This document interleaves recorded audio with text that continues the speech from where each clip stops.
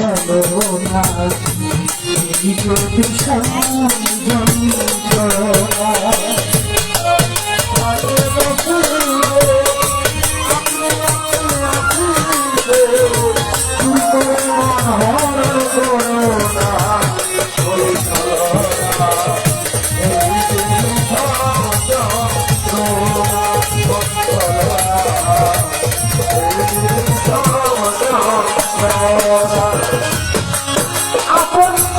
যদি যদি হয় মনের মতো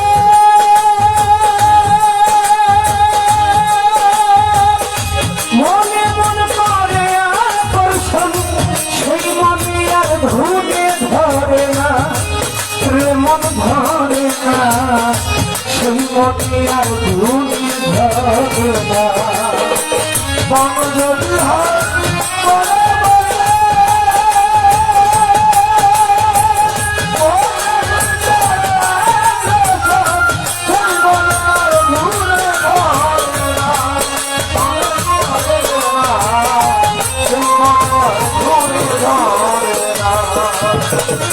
হৃদয় খান মন যদি হয় মনের মতো মনে মন করে আকর্ষণ সেই মনে আর ঘুরে ধরে না মন ধরে না সেই মনে আর ঘুরে ধরে না ভালো লাগলে ভালোবেসে কাছে বসে মুক্তি আসবে ভালো লাগলো ভালোবেসে কাছে বসে মুক্তি আসবে ভাই ভালো লাগলে ভালোবেসে কাছে বসে মুক্তি আসবে তারাইয়া দিলেও সবে না মন সবে না তবে চলো না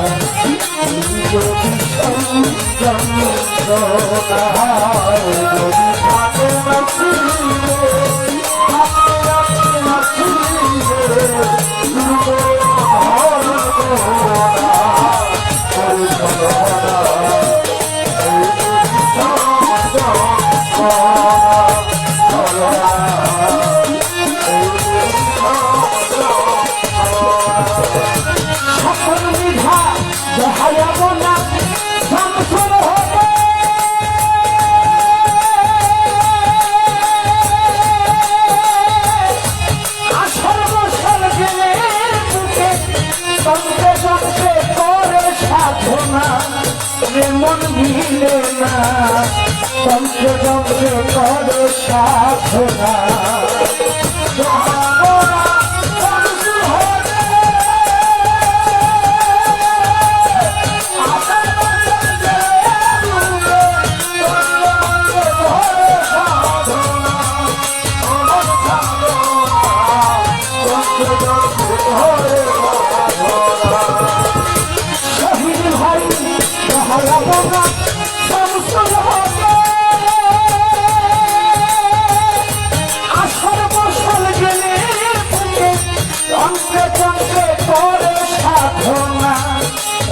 মিলে না জমকে করে সাধনা তোরা হালিম টান দয়ালি ধুরো কথা তোরা হালিম তোরা হালিম টান দয়ালি ধুরো কথা আখি বলে মন চলনা মন চলনা যদি সংযমনা করে চলনা যদি সংযমনা যদি ভাবনা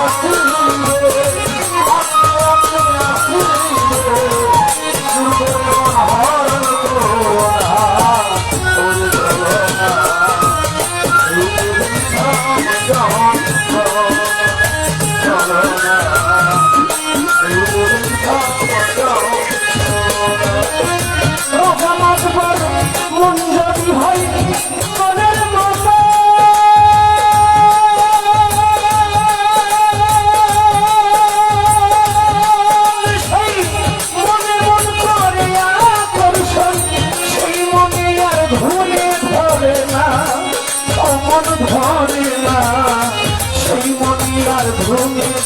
কাছে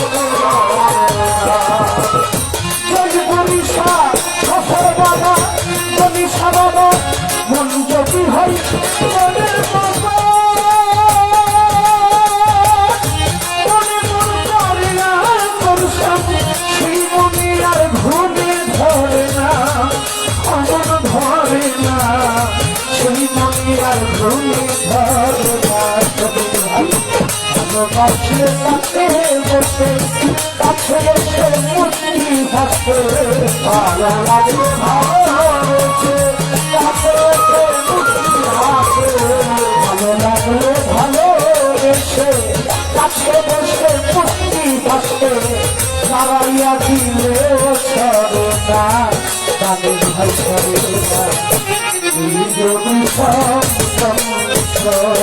করে চলো না যদি সব করে চলো না যদি সব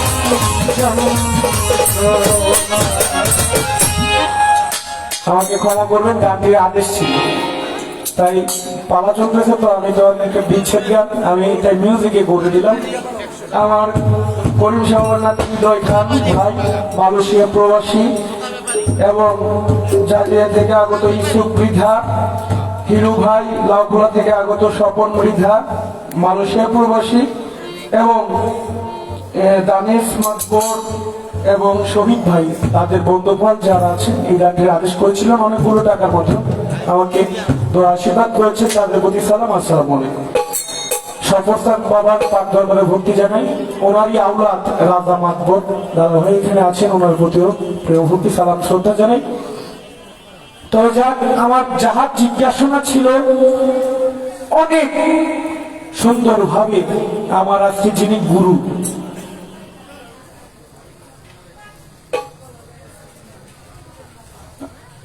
আমাদের সামনে আমার মা জননী এসে উপস্থিত হয়েছেন মা জননী জ্যোৎস্না বাগলি মায়ের কদমে ভক্তি জানাই আজকে আমি যার সাথে গান করছি আমার গুরু যিনি পুঙ্খানুপুঙ্খানু ভাবে আমার যাহা কথা ছিল একদম আগাগোড়া সব সুন্দরভাবে আমাদেরকে বুঝিয়ে বলেছেন আমার গুরুচরণে ভক্তি রাখলাম আমি তা আসলে প্রথম মঞ্চে একটু কথাটা বেশি হয়ে গিয়েছে কারণ গুরু শিষ্য পালাটা যদি কথা না হয় বাবা এটা কিছু বোঝার মতো নেই পালাটাই কথার পালা তারপর আমি ক্ষমা সুন্দর দৃষ্টিতে দেখবেন আমাকে আমি এখন একটি গান করবো আমার গুরু চরণে রাখবো আমি একটি গান করে বেশি কথা না শুধু যেহেতু পালা দিয়েছে দিকে তো হইব আসলে গুরুকে কোনো কিছু জিজ্ঞাসা করে এটা বেয়াদবি কিন্তু পালার খাতিরে জিজ্ঞাসা করতে হয় কিছু করার নাই গুরু আমি ব্যাগে দেয় বুঝে তারপরও ছোট্ট আঙ্গিকে আমি চেষ্টা করবো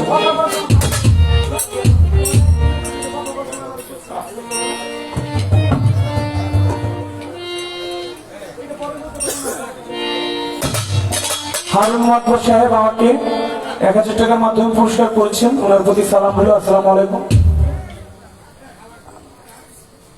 যাক আরো যারা যারা দিয়েছেন সালাম হলো আসসালামু আলাইকুম তো আমি আমার গুরুচরণে একটি গান আমি রাখছি আমার গুণী সভাকে স্মরণ করে আপনাদের এই এলাকার রত্ন ছিল গর্ব সাধক হালিম চিস্তি আলমিজামি হালিম নয়টি সাহেবের গান শুরু করে যাচ্ছি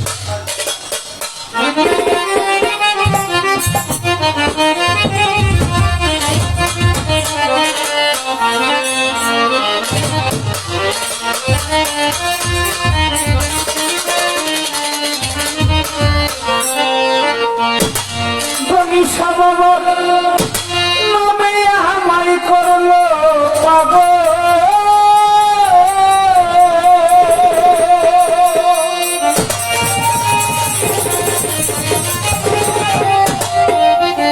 সমাধু নামখানি শোনাও আমার ঘনিষ্ঠ বাবার নামখানি শোনাও গুরু আমায় আপন করে না, তা না হলে ওগো নিশা তুমি ভক্তের আপন হইয়া যা।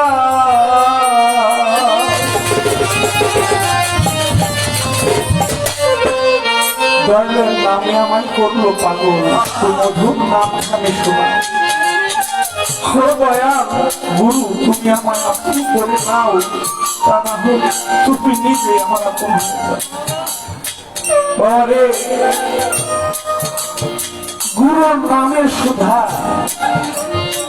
যে কত মধুর, এই নামের সুধাটা দেখি অমৃতর মতো লাগে। যে একজন খাঁটি ভক্ত, খাঁটি আসে, খাঁটি গুরু পাগল, গুরু ভক্ত লোক একমাত্র সেই জানে। গরিসভার দরবার বই ব্রাহ্মণবাড়িয়া চিন্তা করছেন শরীয়তপুরে গরিসভার নামের উপর, হ্যাঁ পদ্মা মেঘনা সব পার হইয়া গরিসভার নাম এখানে কইরা নামের কি পাওয়া, নামের মধ্যে কি মধু হয়ে গেছে। গরিসভার নাম শুনলে শুধু তার প্রিয় মুর্শিদের নাম শুনলে তার ভক্তের মনের মধ্যে আনন্দ সৃষ্টি হয়। যেমন দেখেন আমি ফেরদৌস সরকার, আমার দাদাও ছিল গায়ক, আমার বাবাও ছিল একজন গায়ক। আমি আসলে বাউল গানে কিন্তু আমি আসতাম না। আমাদের বংশ পরম্পরায় এটা একটা ধারা বাউল। আমার দাদা গান করেছে, আমার বাবা গান করেছে, আমার কাকা ছিল আমি সেই ছোট, আমার 3টা কাকাও গান করছে। আমার বাবা কাকা দাদা কি ওনাই বাবা তারা আপন দেশে চলে গিয়েছে। শুধু তাদের নামটুকু ধরে রাখার জন্য আমি বাউল গানের মধ্যে আসি। না হয় আমি বাউল গানের ধারে কাছে ছিলাম না, আমি লেখাপড়া করতাম। তো লেখাপড়া অনার্স পর্যন্ত করতে পারছি, মালিক পড়াইছি। লেখাপড়া বাদ দিয়েই এখন চাকরি বাকরি আসলে বাউল গান নেমে গেছি, কারণ নামটা রক্ষা করার জন্য। এই যে আমি ফেরদৌস সরকারের বাবা, আমার কোনো নাম নাই। আমি যখন কোনো গানের বাড়িতে যাই, মানুষ ওই যে দেখো ফারুক সরকারের বলাইছে, ওই ফারুক সরকারের বলাইছে। যখন আমার বাবার নামটা আমার কান্নার মধ্যে আমি শুনি, তখন মনটা ভুলে যায়, অনেক শান্তি লাগে যে আমার কারণে আজকে আমার বাবার নামটা মানুষের মুখে মুখে এখনো আছে। আমার বাবা মানুষের মুখে মুখে এখনো বেঁচে আছে। এইটা শুনে, এই নামের সুধাটা শুনে অনেক শান্তি লাগে। একটা ঘটনা বলি, আমার বাবা সারা বাংলাদেশে অনেক নাম করছে, নাম এইভাবে করে নাই। আমার দাদা চাইছিল আমার বাপের গানের জগতে নামাইব না, কারণ আমার দাদা যিনি ছিল উনি ছিলেন একজন আলেম বংশের। এই গানের জন্য ওনার বংশ ওনাকে ত্যাগ করে দিয়েছে। মোল্লার ঘরে গায়ক কি মাইনে নিব? কেউ মাইনে নিব না। তো আমার দাদারে ত্যায্য করে দিছে, ওই এলাকা সাইডে চলে আসছে। গরিসভার দরবারের সাথে আমাদের বাড়িটা, বেশি দূরে না। তো আমার দাদার ইচ্ছে ছিল না তার কোন সন্তান গানের মধ্যে না হইব, কিন্তু আমার বাবা ছিল তো পাগল টাইপের, ওনার মনের ভিতর গানটা গাথা। উনি কি করতো, লোকে লোকে নদী পার হইয়া, তিতাস নদী পড়ে ছোট্ট নদী পার হয়ে আমার বাবা গরিসভার দরবারে যায় বসে থাকতো। তখন দয়াল এই দুনিয়ার মধ্যে আছে। গরিসভা বাবা এক কাজ হইয়া 6 মাস থাকতো, এক কাজ হইয়া। তার দেহ থেকে, তার বডি থেকে কখনো কোনো দুর্গন্ধ আসে নাই, আরো গন্ধ গরিসভার দেহ থেকে ছুটে। আচ্ছা, পোশাক পায়খানা ছাড়া, খাওয়া দাওয়া ছাড়া এক কাজ ধুয়ে কয়েকদিন থাকতে সাধারণ মানুষ। বেশি হয় 3 দিন কি 1 সপ্তাহ বললাম, বেশি হই। কিন্তু গরিসভা মাসের পর মাস এক কাজ হইয়া কোন প্রশ্নটা কেন করে নাই খাবার দাবার ধারে গেছো তো বনি সর্বস্ব রয়েছে আমার বাবা। বনি সর্ববার তখন জীবিত এই দুনিয়ার মধ্যে আছে। আমার বাবা ওই দরবারে গান টান গাইত, ছোট্ট ছিল তখন। তো গান গাইতেছে এমন সময় গণিসা বাবা তার গণিসা বাবার সাথে তো প্রতিনিয়ত লোকজন বাবার পাশে বসে। হঠাৎ গণিসা বাবা উঠে বলতেছে এই বয়াতিটারে 50 পয়সা নাকি 25 পয়সা, তখন এই 50 পয়সায় বয়াতিটারে দিয়ে আসে।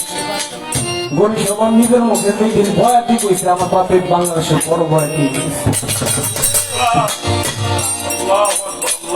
আসলে বাবা ওলিয়া উলিয়া কি জিনিস, গুরু কি জিনিস, কামেল পীর মুর্শিদ কি জিনিস বাবা। যারা পীরের সহাব্বত পীরের চরম ধুলা পাইছে একমাত্র তারাই শুনতে পারে। আসলে অনেকে আছে গণেশের পাও কিন্তু আপন হইতে পারে না, কিন্তু অজান্তে এই গণেশের একজনকে আপন করে নেয়। কারণ বাবা তো গুরু তো অন্তর্যামী, গুরু তো অন্তরের ভাব বোঝে, অন্তরের দুঃখ বেদনা বোঝে। গুরু আপনি ছাড়া আর কি আছে আমার দুঃখ বোঝা, দুঃখ কষ্ট বোঝার একজন ভক্তের সবচেয়ে আপন মানুষের হচ্ছে গুরু।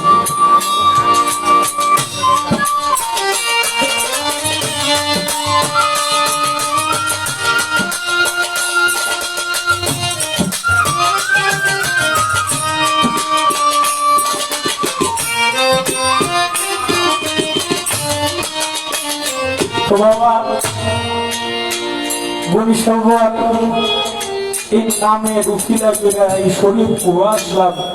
আর গণিসা বাবার যে মূল দরবার, এই দরবারে অনেক বড় বড় শিল্পী গলা গান করে। আমার বাবা অসংখ্যবার ওই দরবারে গান করতে, আমি ছোট সময় গেছিলাম আমার বাবার সাথে, কিন্তু এই শিল্পী হইয়া গান গাওয়ার কপাল হয়েছে না। কিন্তু আল্লাহর কি রহমত, গণিসা বাবার দয়া হয়েছে। গত বছর গণিসা বাবার বড় মঞ্চে আমার মতো একজন হতভাগা, আমার মতো একজন নগণ্য মানুষ আমার সুযোগ দিয়েছে সে দরবারে গান। আল্লাহ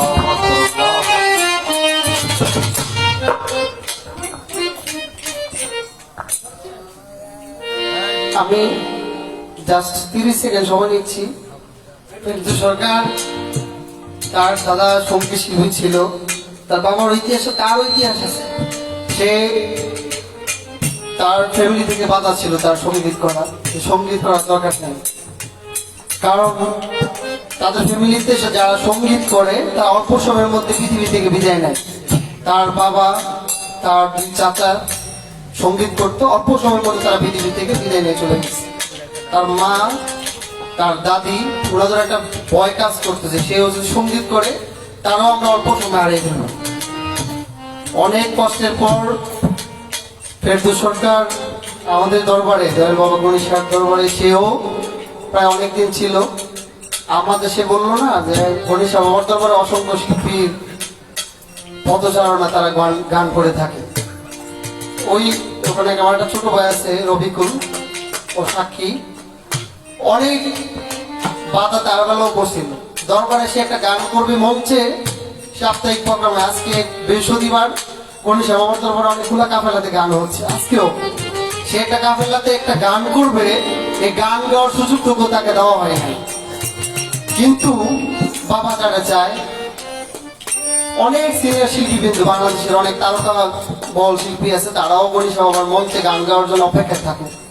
অনেকেই ফোন দেয়, আজকেও আমাকে অনেকে ফোন দিচ্ছে, ভাই এই বছর আমাকে একটু সুযোগ দিয়েন। আর সেই জায়গায় দয়াল বাবা গণেশা চাইছে, সে বড় মঞ্চে সে গত বছর গান করছে। যদি কোনো মুর্শিদ পীর মুর্শিদ চায়, আল্লাহর অলিগঞ্জ চায়, সারা বিশ্বের মানুষ তার পিছিয়ে লেগে কিছু করতে পারে না, উলিয়া উলিয়া তার সভাপতি থাকে। ফেরদৌস সরকারের জন্য আপনারা দোয়া করবেন। সে আমাদের ব্রাহ্মণবাড়িয়া না, বাংলাদেশের জন্য সে উদীয়মান একটা শিল্পী, সেই জন্য তার বাবা তার দাদার সম্মানটুকু ধরে রাখতে পারে। আপনাদের কাছে তার জন্য দোয়া আছে।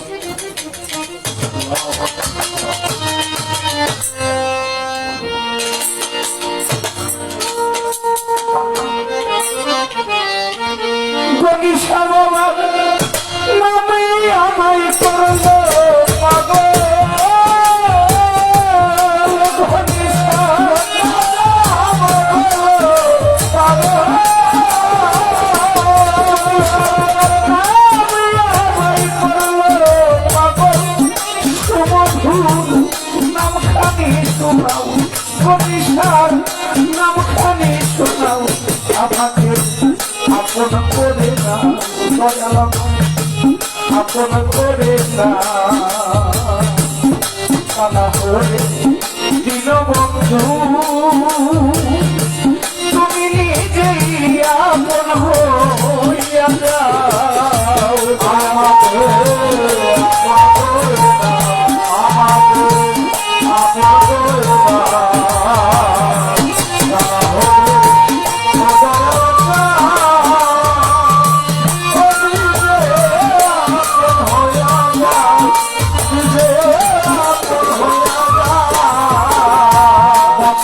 বাবা 18,000 ভোগেতে থাকিলে মগো আমার গায় তখন ধরি তোমার ভাই সুষমা ধরি তোমার ভাই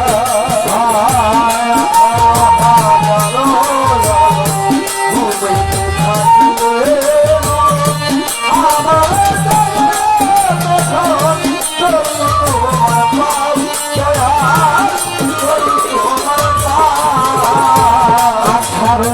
18,000 থাকিলে আমার ভাই তখন ধরি তোমার ভাই ধরি তোমার ভাই তোমার পুরা দেহ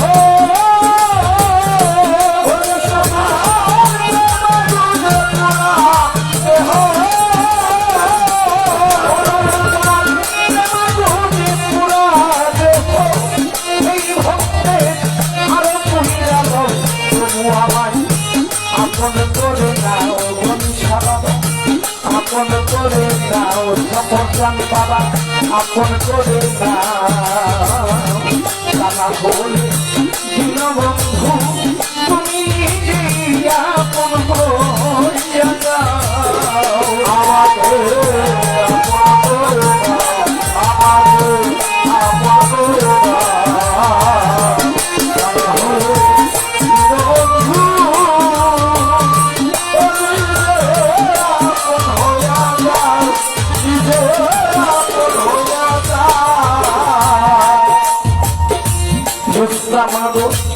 ভবমায়ার বন্ধনীতে গমন গেল কান্দনীতে আর কিছুদিন তোমার পাশে থাকবার সুযোগ দাও গণিশায় আমায় থাকবার সুযোগ দাও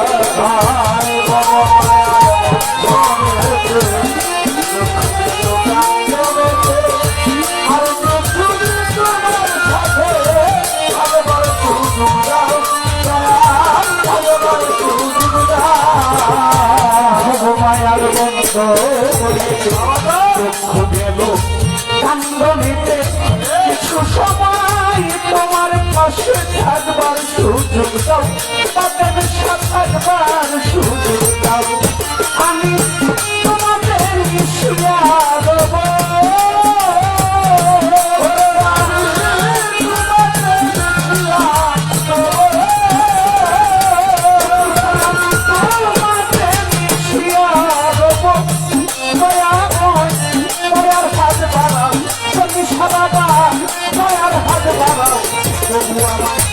আপন করে নাও দয়াল আমায় আপন করে নাও কানা হলে দীনবন্ধু তুমি নিজেই আপন হইয়া যাও আমাকে আপন করে নাও আমাকে আপন করে নাও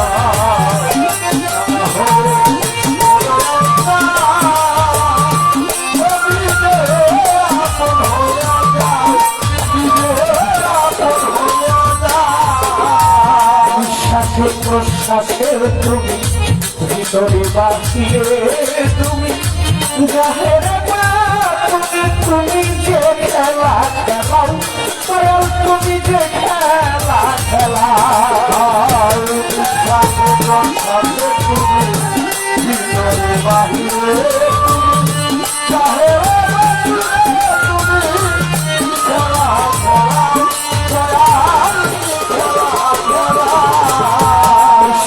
প্রশ্বাসে তুমি, ভিতরে বাহিরে তুমি, জাহেরে বাহিরে তুমি যে খেলা খেলাও, মনি সাথে খেলা খেলাও।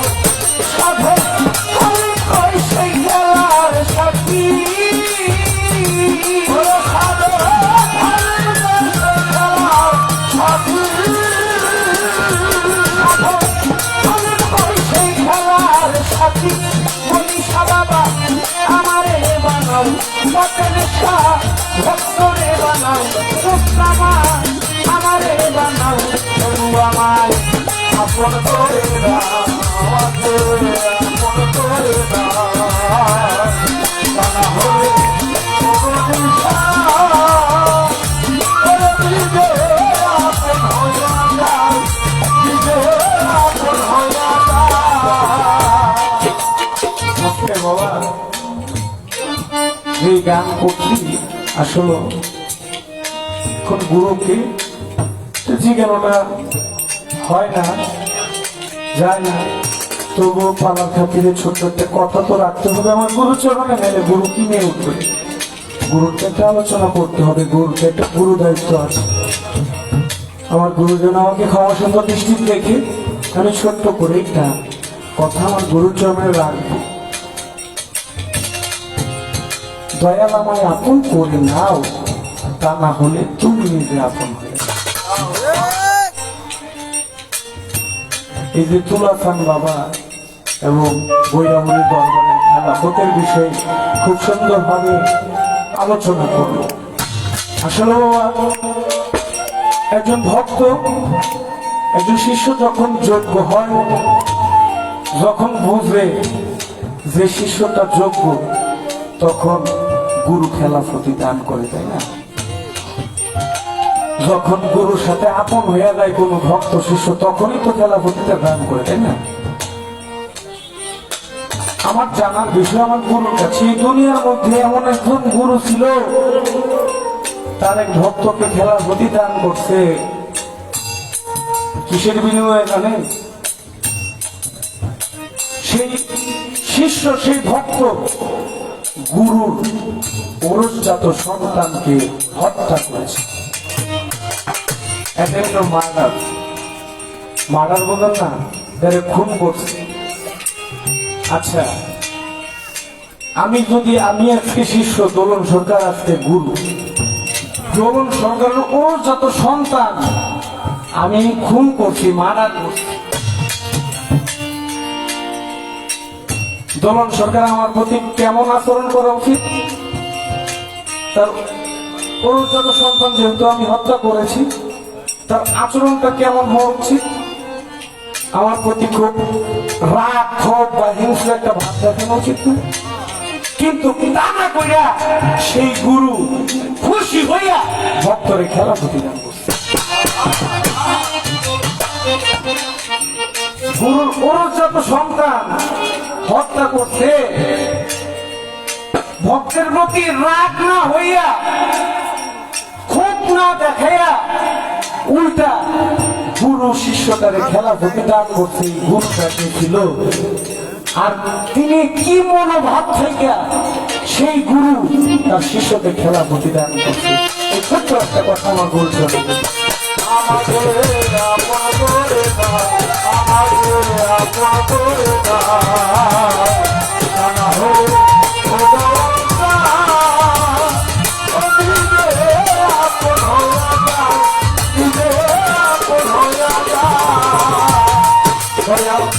ভবমায়ার বন্ধনীতে চক্ষু গেল বন্ধনীতে, আর কিছুদিন তোমার কাছে থাকবার সুযোগ দাও, কনিষ্ঠা থাকবার সুযোগ দাও।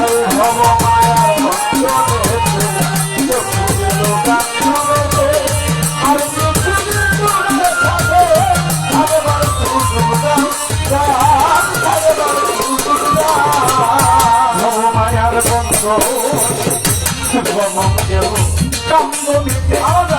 একটু সময় তোমার পাশে থাকবার সুযোগ দাও, জোৎস্নামা থাকবার সুযোগ দাও, আমি তোমাদের মিশিয়া রব। আমি তোমাদের মিশিয়া রব। আমি তোমাদের মিশিয়া রব। দয়াময় দয়ার হাত বাড়াও, কনিষ্ঠা দয়ার হাত বাড়াও, আপন করে নাও দয়া, আপন করে নাও হবে ও দয়াল নাও, নিজে আপন হইয়া যাও, নিজে আপন হইয়া যাও। কনিষ্ঠার নামে আমায় করলো পাগল, দয়াল আমায় করলো পাগল। কনিষ্ঠার নামে আমায় করলো পাগল।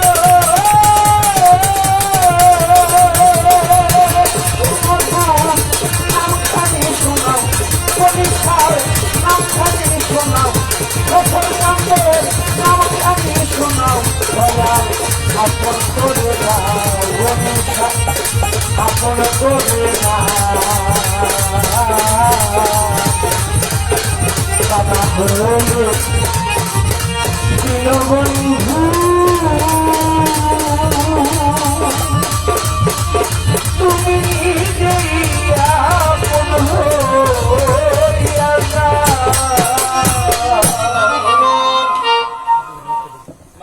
আমি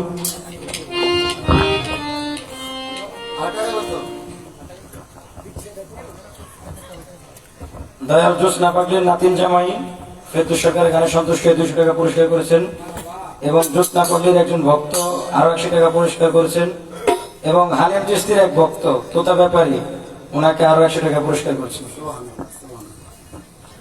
আমার আজকে যার মাধ্যমে যার সাথে কথা, আমার শ্রদ্ধাভাজন বড় ভাই নূর মোহাম্মদ রমিজ ভাই, উনি আদেশ করছেন বিচ্ছেদ গানের জন্য। তো আমার বাবা লেখা একটা বিচ্ছেদ গান আছে, অনেক শিল্পীরা এই গায়, তো ওই গানটি আমাকে আদেশ করেছে। বিচ্ছেদ কি গাইব যদি আপনারা বলেন? আচ্ছা, তাহলে বিচ্ছেদ গান একটা গাই। হ্যাঁ, আমার বাবা যিনি ছিলেন ফারুক সরকার, ওনার লেখা একটা বিচ্ছেদ গান শুরু করে। জামগা শেষ রীতি শেষ রীতি না এটা শেষ হইল জামগা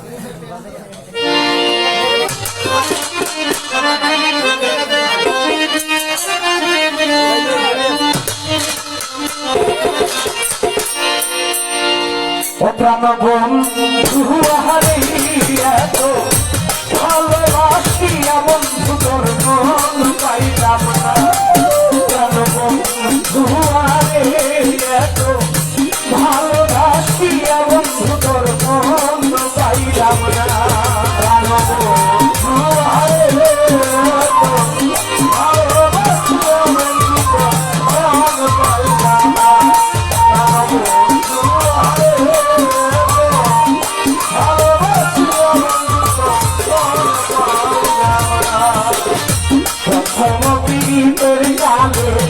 কত কথা কইয়া মনে সাই, কত কথা কইয়া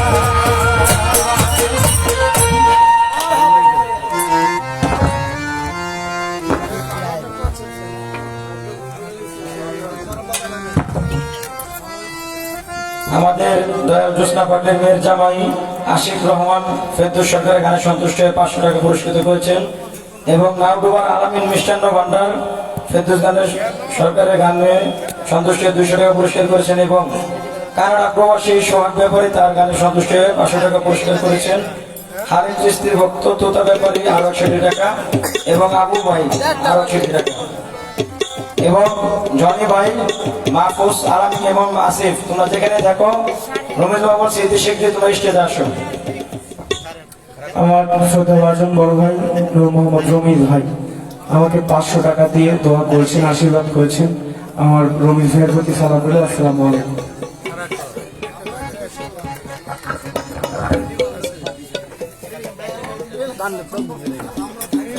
বাবাজান হালিম চিস্তি রহমতুল্লাহ আলাইহির ভক্ত জয়নাল চিস্তি বাবাজান আমাকে 100 টাকা দিয়ে দোয়া করেছেন বাবার চরণে অবৃত্তি।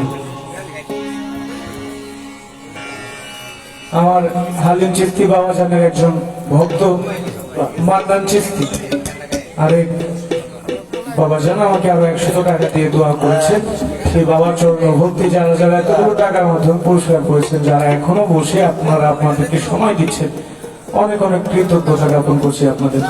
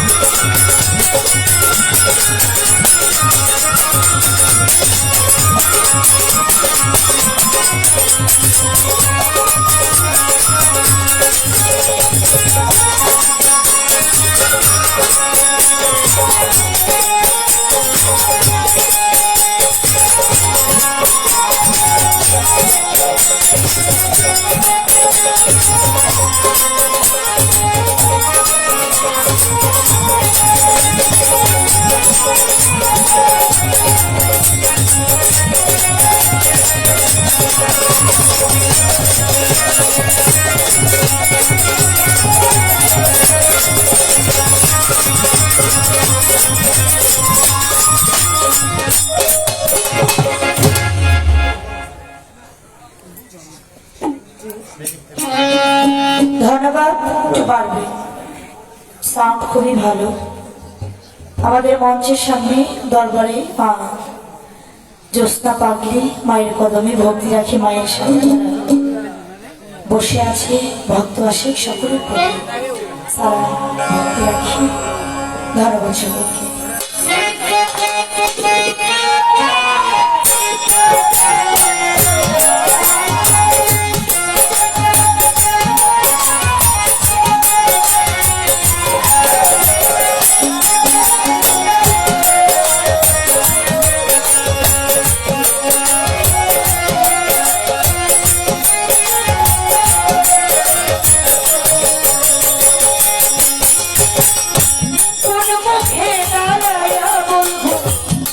মনে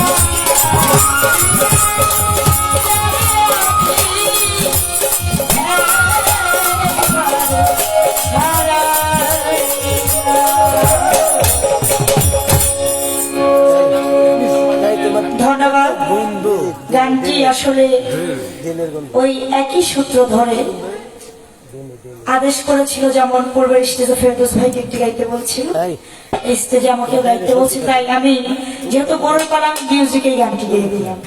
এবার আমার পালা গানে চলে যাবো। গানের মাঝে সফরজান বাবা জানের দরবারে পীরজাদা আমার রাজামাতব দাদা ভাই 1000 টাকা দিয়ে উৎসাহিত করেছেন। আমার এই গান শুনে শহীদ চান্দা দাদা ভাই আর 1000 টাকা উৎসাহিত করেছেন। আমার হিরো ভাই 1000 টাকা উৎসাহিত করেছেন। জোনপুরি বাবা জানের ভক্ত ইসুফিদা ভাই 1000 টাকা দিয়ে উৎসাহিত করলে আমি সকলের প্রতি সালাম শ্রদ্ধা ভালোবাসা রাখি। এইবার শিষ্যের ভূমিকা নিয়ে চমৎকার গান করে গেলেন। দয়া আমারই তুমি আপন করে নাও, তা না হলেও মুর্শিদ জান তুমি নিজেই আমার আপন হয়েছে। কথাটা কে বলে? ভক্ত বলে।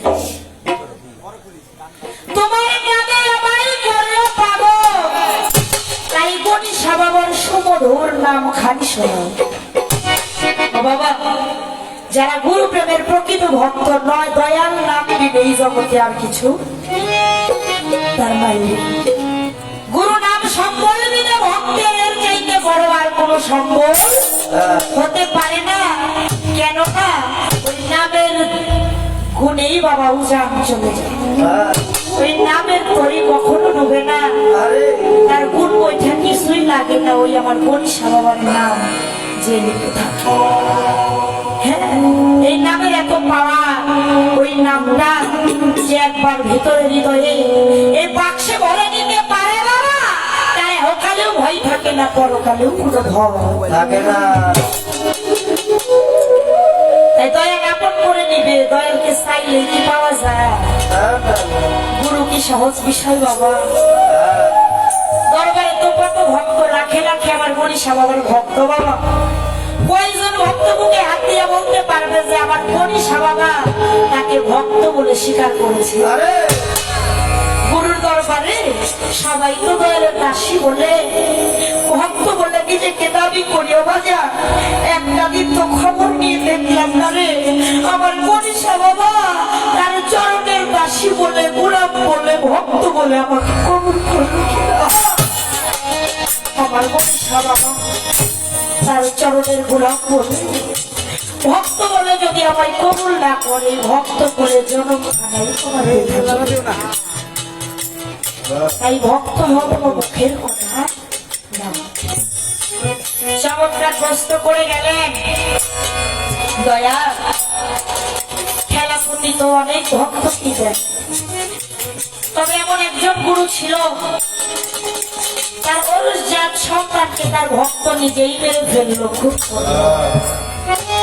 কিন্তু ওই ভক্ত কি এমন সাধনা কর্ম করেছিল, তার অরুষ জাত সন্তান মেরে ফেলেছে।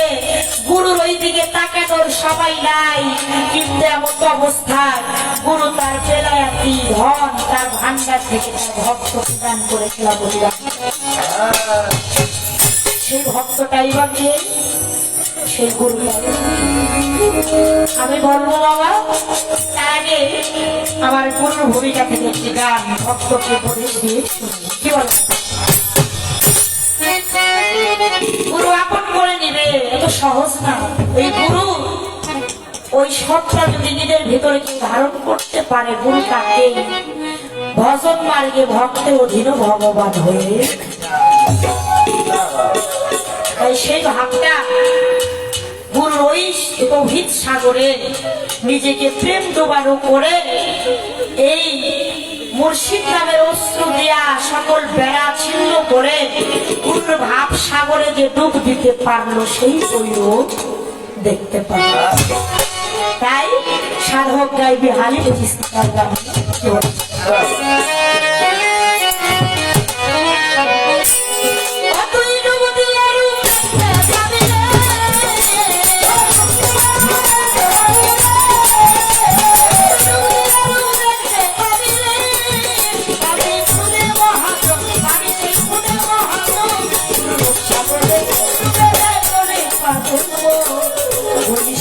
সাগরে ডুবে করে পাগল।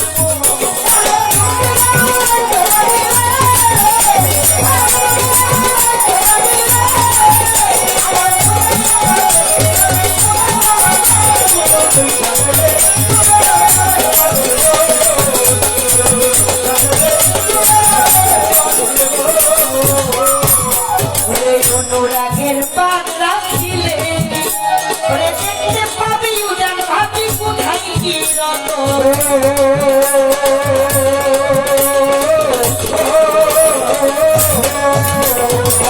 অনুরাগের পাত রাখিলে ওরে দেখতে পাবি উড়ান ভাবি কোথায় কি রত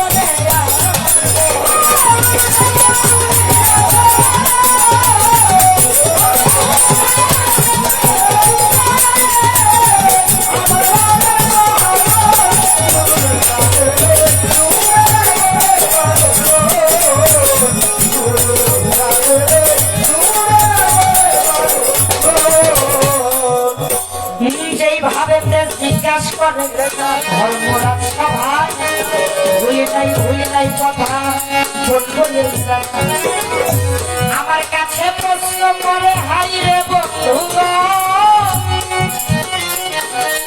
আমি আসতে শিষ্যের কথা এই সভায় করবো বিশ্লেষণ আমি বলবো কথা দিয়ে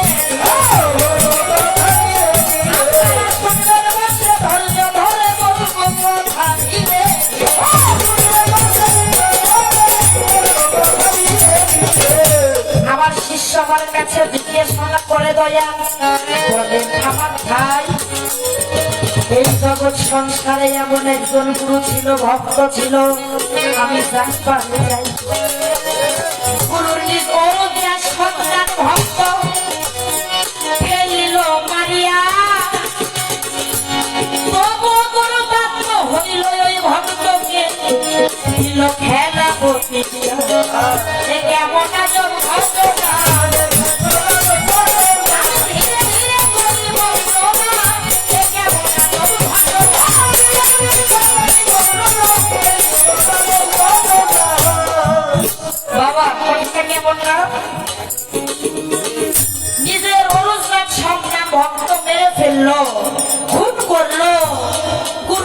দিকে তাকাইল না, ওই ভক্তকে বুকে জড়াইয়া ভক্তকে খেলা প্রতিদান করল।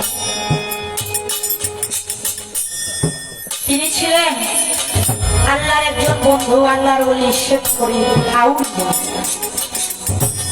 আরেক শেখ ফরিদ আউলিয়ার ভক্ত ছিলেন আলাউদ্দিন আল সাবেরি। তারা সম্পর্কে কিন্তু মামা ভাইরা ছিল।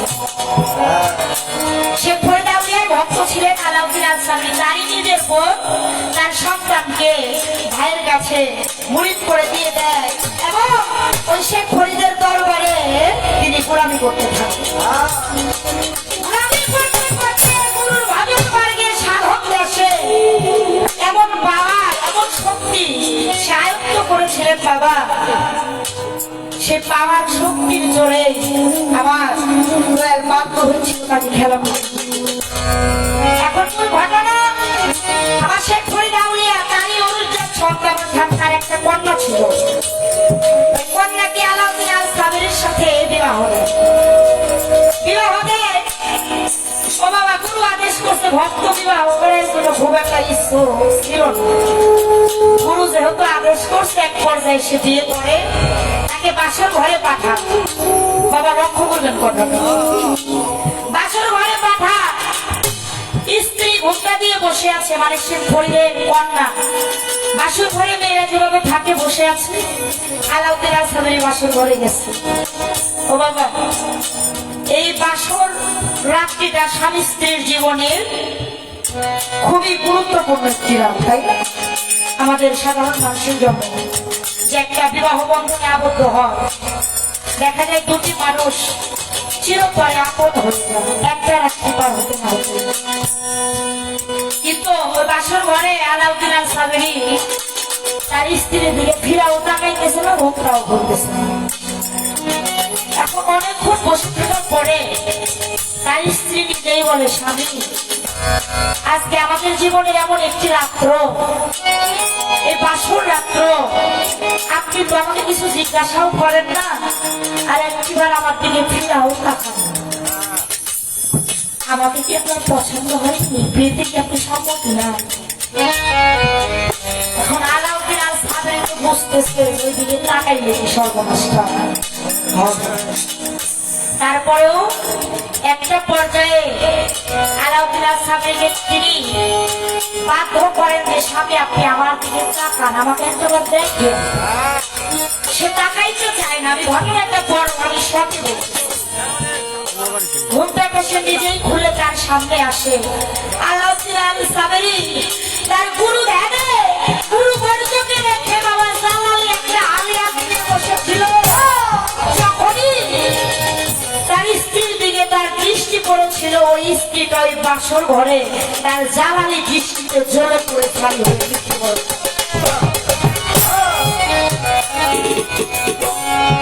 শেখ ফরিদের পুত্র জীবনীতে প্রমাণ করে যে ঘরে বাসর ঘরে আমার বোনকে মেরে ফেলেছে।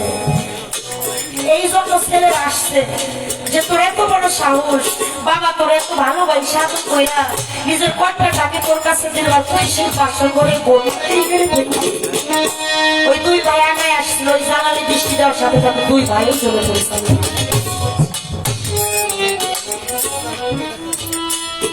ও বাবা, সে কেমন গুরু পর্যন্ত এসেছিল।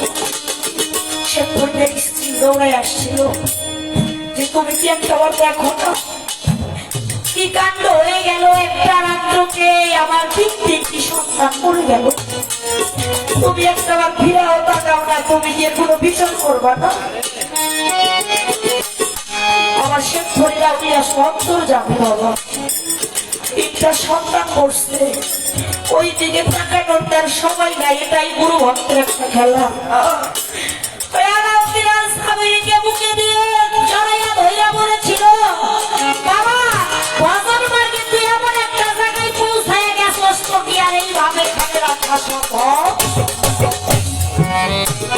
তখন তাকে খেলা প্রতিদান করে ওখান থেকে তাকে দূরে তার আস্তানা করে দেয়। ও বাবা, একটা ভক্ত যখন ওই গুরু শক্তি অর্জন করে ওই অবস্থানে পৌঁছায় যায় বাবা, তখন এক বনে যেত দুই ভাগ থেকে, তখন গুরুই তাকে আলাদা করে সরাই দেয় এবং তাকে বলে যে তুমি এখন এই শক্তি পাওয়ার নিয়ে দিনে দেওয়ার দিকে থাকো। এটা গুরু ভক্তের খেলা ছিল বাবা। তাহলে গুরু ছিল সে ফরিদ আউলিয়া আর ভক্ত ছিল আলাউদ্দিন আল সাবেরি। অরুণ যার সন্তান মরে গেছে তাতে দুঃখ নাই, সাধন মার্গে ভজন মার্গে ভক্তের অধীন হয়ে যায় ভগবান। ভক্তই গুরুর নাম দেয় বাঞ্ছা করতে। তাই পৃথিবীতে যাহা বাঞ্ছা করে ভুল করে রাখবে, বাঞ্ছা করব তোর নামধারী হয়ে ভক্তের আশা পূর্ণ করে। তাই ইহাই ছিল আমার শিষ্যের প্রশ্ন, আমি জবাব করলাম। ও বাবা, প্রথম স্টেপ গেছে, আস্তে আস্তে শিষ্য একটু আগে আসতেছে, ভক্তের কাতারের দিকে আসতেছে নাকি? কেননা প্রথম স্টেজে একটা গান করছে, গান ধরে খালি প্রশ্ন। এখন দ্বিতীয় মঞ্চে গান করলো দয়াল গুরুর কাছে কাকুতি বিনতি, আমাকে আপন করে নাও, তা না হলে দয়াল তুমি নিজেই আমার আপন বলে নাও। তো ভক্তের প্রেম একটু গভীরে আসতেছে, তাহলে ভক্তের ভিতরে একটু আছে বোঝা যাইতেছে। তাহলে ভক্তেরও তো একটা প্রশ্ন করা দরকার, কি বল আপনারা? জিজ্ঞাসা করবো নাকি? হ্যাঁ, ছোট করে একটা কথা একটু বুঝতে হয় না যে ভক্ত কেমন ভক্ত হইল। কারণ খেলাপতি দিলে আবার রাখতে পারবো নাকি, তো বিষয় আসলে এর জন্য একটু পরীক্ষাও নিতে হয় নাকি? একটা কথা ভক্তের কাছে আমি জানতে চাই, আপনি বলবেন এমন একজন ভক্ত ছিল, গুরু জন্ম নেওয়ার, গুরু কিন্তু দুনিয়ার মুখে আসে নাই, গুরু জন্ম নেওয়ার 1000 বছর পূর্বে ভক্তের জন্ম নিয়েছে।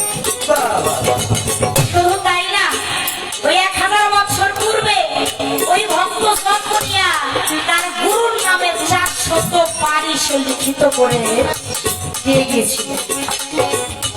আমি জানতে চাই, গুরুর জন্ম হয় নাই, তার 1000 বছর পূর্বে ভক্ত জন্ম নিল এবং ওই সময়ে ওই আমলে গুরুর নামে 400 পারি সে দিয়ে গেল, লিখে গেল যে 400 বাড়ি আমার দয়ালে। হ্যাঁ, ওই ভক্তটাকে আর ওই গুরু গাইবাকে তার ভাব বিষয়টা কি একটু চমৎকার করে আমার ভক্ত জানি আলোচনা করে।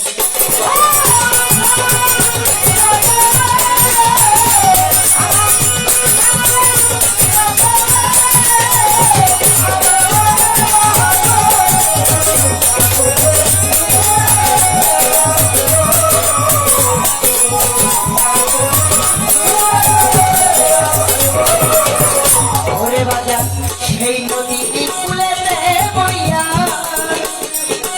কেউ বলিয়ার সময় দেখি বলি সায়াজ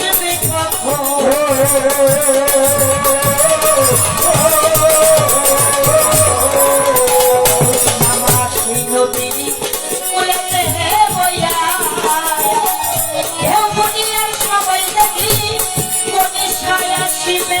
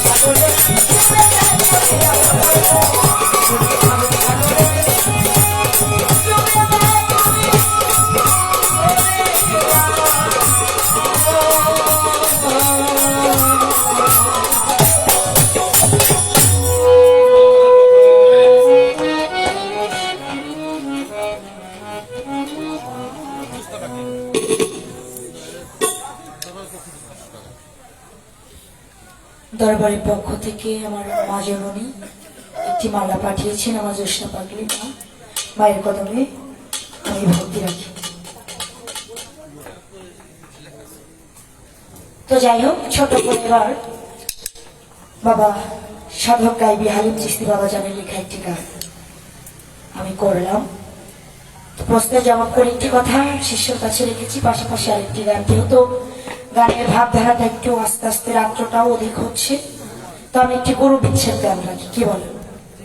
দুই চারটি কথা একটু ভাব বিনিময়ে যাওয়ার চেষ্টা করবো। সকলেই গুরু বর্জন ধরে আমার গণিসার রূপটা সামনে ধারণ কইরা, আমার দয়াল রূপটা সামনে ধারণ করে একটু বসবেন বাবা।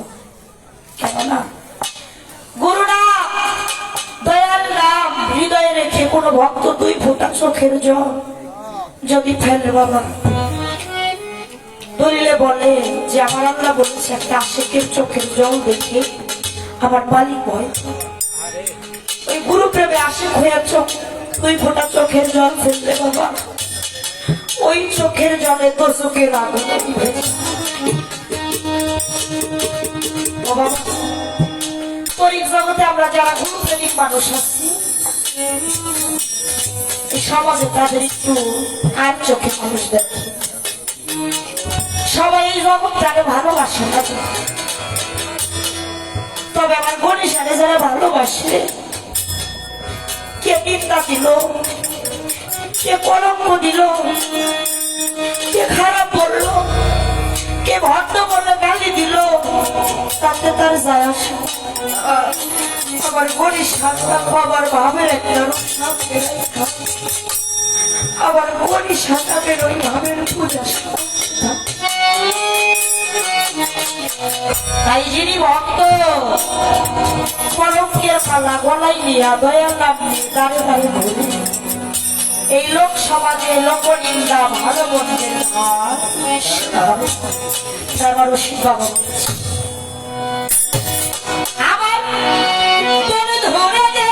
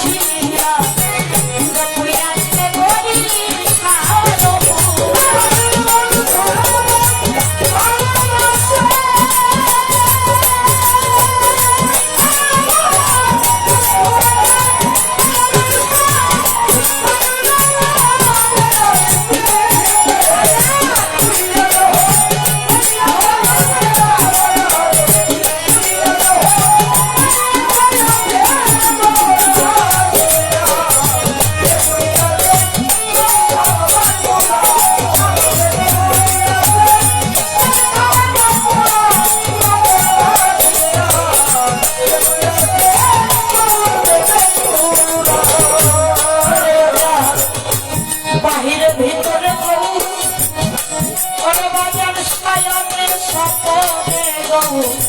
বুঝে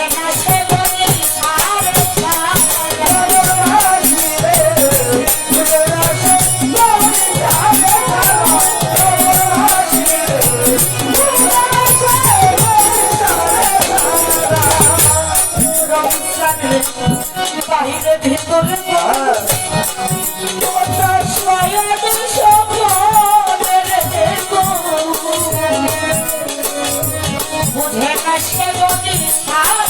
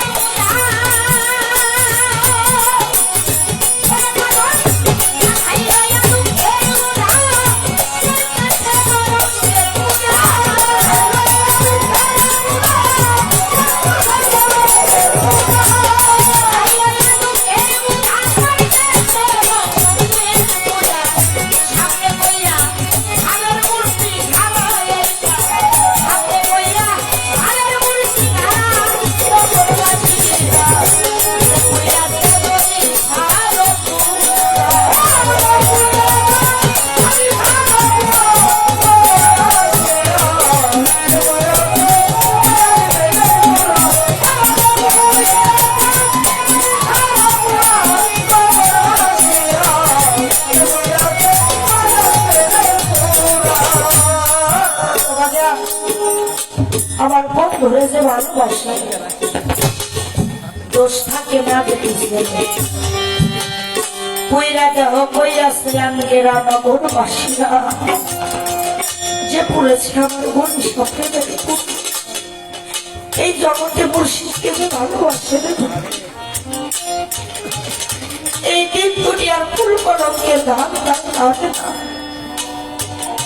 ওই দয়াল নামে পাল্লা পাল্লাই পয়লা দেন দেশাতে বলতে সমাজে কত লাঞ্ছিত হয় কত বদনামি হয় তবু কি আমার বনিশার নাম ভুলে নেই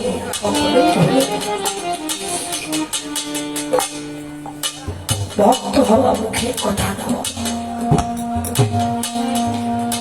এই জগৎ সংসারে এমন একজন ভক্ত ছিল নাম তার কাছে তার গুরু ছিল এইরকম মনীষা বাবা রাস্তানা দরবারের মতো দরবারে ঘরে ভক্তদের নিয়ে বসে বসে তরিকতের আলাপ করে আলোচনা করতে করতে ভক্তদের উদ্দেশ্য করে একটা সময় বলে ভক্তরা যে খোদাকে পাওয়ার জন্য এত কষ্ট করে সাধনা করো এত নামাজ রোজা করো এত বন্দেগী করো ওই খোদারে তুই নয়নে কেউ কোনোদিন দেখছো কোন ভক্ত কথা বলে অনেক বড় ভাইরা আছে না কাটাকাটি করে খোদা হলো নিরাকার তাকে তো কখনো দর্শন করা যায় এত বড় ভক্তের মধ্যে কোথা থেকে যেন কাশি পয়সা দাঁড়িয়ে বলে দয়া আপনি যদি বলেন এই কথাটা জবাব আমি দিব তুই হাত জোর করে দাঁড়ায় বলে বাধ্য ও আমার ক্ষতি বাবা আমি আমার খোদাকে দর্শন করি আমি নিজ হাতে হাতে পায়ে তেল বাইকা দিচ্ছি নিজ হাতে গোসল করাইয়া দিচ্ছি ওই মুখে খাবার খাওয়াইয়া দিচ্ছি মাথায় হাত ভোলায় দিনটা যাপন করে কথা শুনে শিগগিরি চাক জ্বালালে একটা হালিয়া দিয়ে ভক্তদের উদ্দেশ্য করে বলে ভক্তরা কাশের একটা কি বললো রে তোকে আমি বলে ও যে কয়টা কথা বলছে প্রত্যেকটা কথাও আমার সাথে তুলনা করেছে এইভাবে ওর কাছে থাকার কোনো অধিকার নেই তোমরা যাও কাশেদের হাত পাও বাইন্ধে ওরে বস্তার মধ্যে বইলে ওই বিছানা নদীতে ফেলে দিয়ে দয়াল ভক্তদের হুকুম দিয়া হুজরা খাটাই চলে যা